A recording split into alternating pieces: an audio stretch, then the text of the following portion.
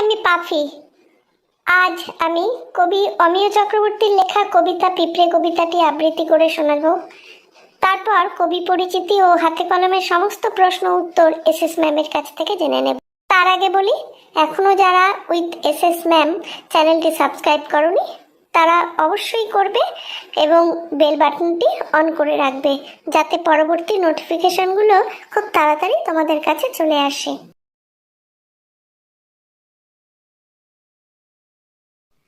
আহা পিঁপড়ে, ছোট পিঁপড়ে, ঘুরুক দেখুক থাকুক, কেমন যেন চেনা লাগে ব্যস্ত মধুর চলা, স্তব্ধ শুধু চলায় কথা বলা, আলোয় গন্ধে ছুঁয়ে তার ওই ভুবন ভরে রাখুক। আহা পিঁপড়ে, ছোট পিঁপড়ে, ধুলোর রেণু মাখুক। ভয় করে তাই আজ সরিয়ে দিতে কাউকে, ওকে চাইনি দুঃখ নিতে। কে জানে প্রাণ আনলো কেন ওর পরিচয় কিছু, গাছের তলায় হাওয়ার ভোরে কোথায় চলে নিচু।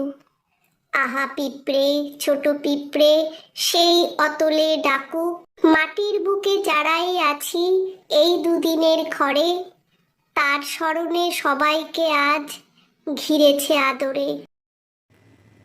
কবি পরিচিতি। অমিয় চক্রবর্তী 1901 সালে জন্মগ্রহণ করেন এবং 1986 সালে তার মৃত্যু হয়। আধুনিক বাংলা কবিতার অন্যতম প্রধান কবি ছিলেন। প্রথম জীবনে রবীন্দ্রনাথ ঠাকুরের ব্যক্তিগত সচিব ছিলেন। এক মুঠো পাড়াপাড়, পালাবদল, পুষ্পিত ইমেজ, ঘরে ফেরার দিন তার বিখ্যাত কাব্যগ্রন্থ। মার্কিন যুক্তরাষ্ট্রের নিউ পলজ বিশ্ববিদ্যালয়ের অধ্যাপক ছিলেন। 1963 সালে সাহিত্য একাডেমি পুরস্কার পান।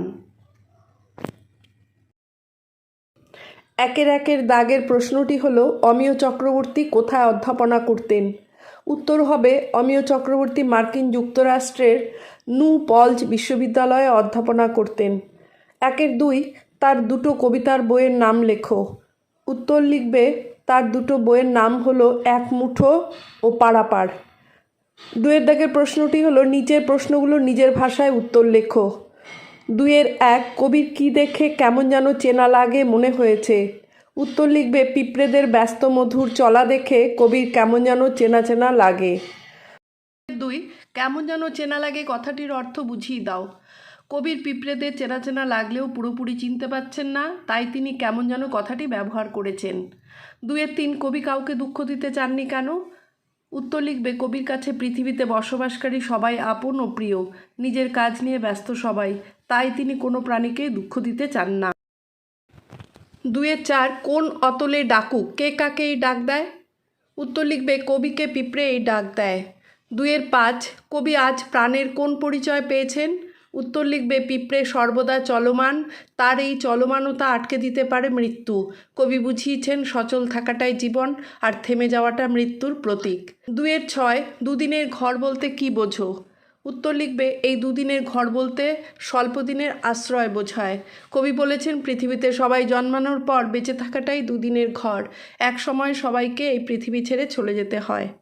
3 দাগে প্রশ্নটি হলো, প্রার্থনা, নির্দেশ, অনুরোধ বোঝাতে বাংলার ক্রিয়া শেষে উক যোগ হয়, যেমন এই কবিতায় থাক উক থাকুক। কবিতা থেকে এমন আরও 5টি শব্দ খুঁজে বের করো। উত্তর লিখবে, মাখ উক মাখুক, ডাক উক ডাকুক, ঘুর উক ঘুরুক, রাখ উক রাখুক, দেখ উক দেখুক। 4 দাগে প্রশ্নটি হলো, নিচের সমুচ্চারিত ভিন্নাত্মক শব্দগুলোর অর্থ পার্থক্য দেখিয়ে প্রত্যেকটি ব্যবহার করে পৃথক পৃথক বাক্য রচনা করো। উত্তর লিখবে, ভোরে মানে পূর্ণ করে, পেট ভরে খাবার খাও। আর একটা হলো, ভোরে খুব সকালে বা প্রত্যুষে, ভোরে উঠে পড়তে বসো। ঘরে, ঘরে মানে ভবন বা আবাস বলতে পারো। ঘরেতে ভ্রমর এলো গুনগুনিয়ে। ঘোরে মানে ভ্রমণ করে, রাসু সাইকেল চালিয়ে ঘোরে। তারপরেরটা হলো আনলো, বাবা আমার জন্য একটা জামা কিনে আনলো। তারপরেরটা হলো অনল, আগুন, অনল ছাড়া রান্না হয় না। মধুর, মিষ্টি, আমটি খেতে মধুর। মেদুর, কোমল, মেদুরে মেঘে আকাশ ঢেকে আছে। 5 দাগে প্রশ্নটি হলো, পাশের শব্দঝুড়ি থেকে ঠিক শব্দ বেছে নিয়ে ছকটি সম্পূর্ণ করো। পিপিলিকা পিঁপড়ে, ধুলো ধুলা, মৃত্তিকা মাটি, যাহারা যারা। 6 দাগের প্রশ্নটি হলো কবিতা থেকে সর্বনামগুলো খুঁজে বের করে আলাদা আলাদা বাক্যে ব্যবহার করো। উত্তর লিখবে তার, তার চোখ দিয়ে জল পড়ছে। ওকে, ওকে ঘরের বাইরে যেতে দিও না। ওর, ওর সাথে আমি স্কুলে পড়ি। ওই, আকাশের ওই দিকে খুব মেঘ করেছে। কাউকে, আমার বেড়াতে যাবার কথা কাউকে বলবে না। যারা, যারা বাড়িতে এসেছেন সবাই আমাকে ভালোবাসে। 7 দাগের প্রশ্নটি হলো নিচের স্তম্ভ দুটো মেলাও। একদিকে বাদিকের স্তম্ভে দেখবে কতগুলো শব্দ দেওয়া আছে, বি, প্রতি, অ, কু, সু, এবং ডান দিকে দিন, স্মরণ, মধুর, চেনা কথা। শব্দ মিলিয়ে তোমাকে বসাতে হবে। তো এখানে হবে বিস্মরণ, প্রতিদিন, অচেনা, কুকথা, সুমধুর। 8 দাগের প্রশ্নটি হলো কবিতা থেকে সমাপিকা ও অসমাপিকা ক্রিয়াগুলো খুঁজে নিচের খোপে যথাস্থানে বসাও। সমাপিকার মধ্যে হবে ঘুরুক, দেখুক, থাকুক, রাখুক, মাখুক, ডাকুক, ঘিরেছে। অসমাপিকায় বসবে চলায়, ছুঁয়ে, ভরে, করে, দিতে, নিতে, চলে। 9 দাগের প্রশ্নটি হলো নিচের প্রশ্নগুলোর উত্তর নিজের ভাষায় লেখো। 9-1 পিঁপড়ের ভাষাহীন চলাচলের মধ্যে বিনিময়ের ভঙ্গিটি কেমন? উত্তর লিখবে পিঁপড়েরা নিজেদের সুরের সাহায্যে ভাব বিনিময় করে। এই ভাব বিনিময় ভঙ্গিটি স্তব্ধ ও ভাষাহীন। 9-2 মাটির বুকে যারাই আছি এই দুদিনের ঘরে। এই দুদিনের ঘরে বলতে কি বোঝায়? সবাইকে কিভাবে এই দুদিনের ঘরে আদরে ঘিরে রাখে। এই দুদিনের ঘর বলতে স্বল্পদিনে আশ্রয়কে বোঝায়। কবি বলেছেন পৃথিবীতে সবাই জন্মানোর পর বেঁচে থাকাটাই দুদিনের ঘর। এক সময় সবাইকে এই পৃথিবী ছেড়ে চলে যেতে হয়। এই দুদিনের ঘরে প্রিয়জনেরা স্নেহ, ভালোবাসা ও আদর দিয়ে ঘিরে রাখে। 9-3 এই কবিতায় কবির কিরূপ মনোভাব প্রকাশ পেয়েছে তা বুঝিয়ে দাও। কবির মনে হয়েছে এই পৃথিবীতে সকলের সমান অধিকার আছে।